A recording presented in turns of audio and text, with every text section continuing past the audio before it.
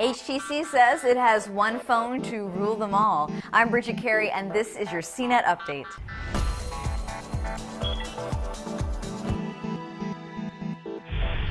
HTC has announced a brand new flagship smartphone called One.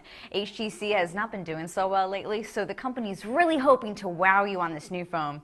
It has an all-aluminum body, moving away from the cheap plastic feel of most Android phones. The home screen interface, called Sense, looks different. Gone are widgets like that retro flip clock. Instead, the home screen has something called Blink Feed, which is like a flipboard collection of news stories, social media updates, and photos that you can flip through.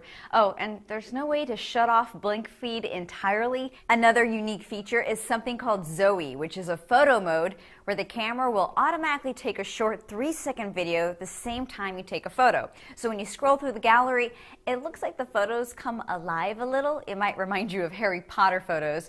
But the only people who can see Zoe files are other HTC owners, unless you convert the files. Oh, and there's also the matter of the rear camera, which is 4 megapixels. HTC calls them ultrapixels, and that the sensor can pick up more light and can work better in the dark than the iPhone or Galaxy S3. But that's going to be a hard sell for consumers who only care to look at megapixel numbers, and most top phones have 8 megapixel cameras. The company's trying to streamline its phone models this year, so the HTC One will be the same version sold at AT&T, Sprint, and T-Mobile. The 32 gig model is $200 with a 2-year contract.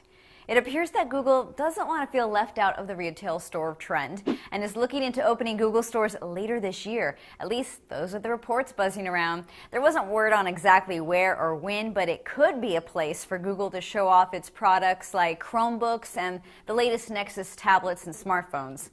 Hotmail is entering its final chapter. Microsoft is starting to move all Hotmail users to Outlook.com, the new free webmail service, and the Hotmail service is being phased out. Users can keep their Hotmail.com accounts, but they'll just have to access them through the Outlook.com web portal.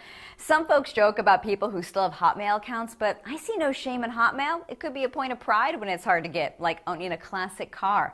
I still have my AOL account, and I have no plans on getting rid of it because it was my first email address, and now it manages all my gray mail. But what's your take on old email addresses? Do you use Hotmail proudly or get teased for an old email account? Send me a video reply using Tout or email your comments to update@cnet.com. That's your tech news update. You can find more details on these stories at our blog, cnet.com/update. From our studios in New York, I'm Bridget Carey.